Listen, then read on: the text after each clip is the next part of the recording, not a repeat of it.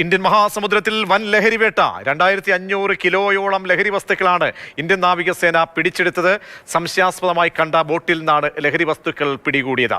അനൂപ് ദാസ് ചേരുന്നുണ്ട്. അനൂപ്, വലിയ ക്വാണ്ടിറ്റി എങ്ങോട്ട് കൊണ്ടുപോവുകയായിരുന്നു ഈ ലഹരി വസ്തുക്കൾ? ഏത് റൂട്ടായിരുന്നു? ആരെങ്കിലും കസ്റ്റഡിയിൽ എടുത്തിട്ടുണ്ടോ? സേനയുടെ നിരീക്ഷണത്തിലാണോ വലയിലാക്കാൻ കഴിഞ്ഞത്? നാവികസേന ഇന്ത്യൻ മഹാസമുദ്രത്തിലൂടെ നടത്തിയ പരിശോധനയിലാണ് ഇപ്പോൾ 2500 കിലോയോളം ലഹരി വസ്തുക്കൾ പിടിച്ചെടുത്തത്.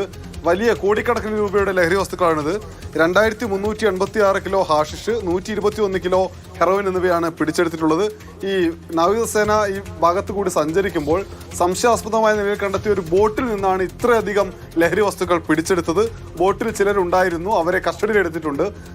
അവരെ അല്പസമയത്തിനകം മുംബൈയിലെത്തിക്കും. അവിടെ വെച്ച് വിശദമായി ചോദ്യം ചെയ്യും എന്നാണ് മനസ്സിലാക്കാൻ കഴിയുന്നത്. എവിടെ നിന്ന് കൊണ്ടുവരികയായിരുന്നു ഈ ലഹരി വസ്തു, എങ്ങോട്ടേക്കാണ് കൊണ്ടുപോകുന്നതെന്ന് സംബന്ധിച്ച് ഇപ്പോൾ ഇവർ ലഭിച്ചിട്ടില്ല. ചോദ്യം ചെയ്തതിനു ശേഷം വിശദമായ വിവരം അറിയിക്കാമെന്നാണ് നാവികസേന അറിയിച്ചിട്ടുള്ളത്. അതായത് സമീപഭാരത്ത് പിടിച്ചെടുക്കുന്ന വലിയൊരു ക്വാണ്ടിറ്റി ആണല്ലേ 2500 കിലോ എന്ന് പറയുമ്പോൾ. അതിലെ ലഹരി വസ്തുക്കളെ സംബന്ധിച്ചൊക്കെ ഇനി വ്യക്തമായ ഡീറ്റെയിൽസ് വന്നു കഴിഞ്ഞാൽ മാത്രമേ ഇതിന്റെ തോതൊക്കെ സംബന്ധിച്ചും പണത്തിന്റെ കാര്യത്തിലൊക്കെ തന്നെ ഒരു വ്യക്തത വരികയുള്ളൂ അല്ലേ അനൂപ്?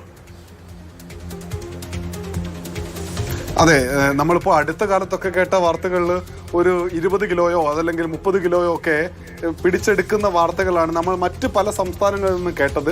അത്രയധികം ലഹരി വസ്തുക്കൾ കേരളത്തിൽ നിന്ന് പിടിച്ചെടുത്ത വാർത്തയും അടുത്തിടെ കേട്ടിട്ടില്ല. പക്ഷേ ഞെട്ടിപ്പിക്കുന്ന തരത്തിലുള്ള ഒരു വലിയ ലഹരി വേട്ട സംഭവിച്ചിരിക്കുന്നു നമ്മുടെ രാജ്യാതിർത്തിയിൽ എന്നുള്ളതാണ് വളരെ പ്രധാനപ്പെട്ട ഒരു കാര്യം. എന്തായാലും ഇത് സംബന്ധിച്ച വിശദമായ വിവരങ്ങൾ വരേണ്ടതുണ്ട്.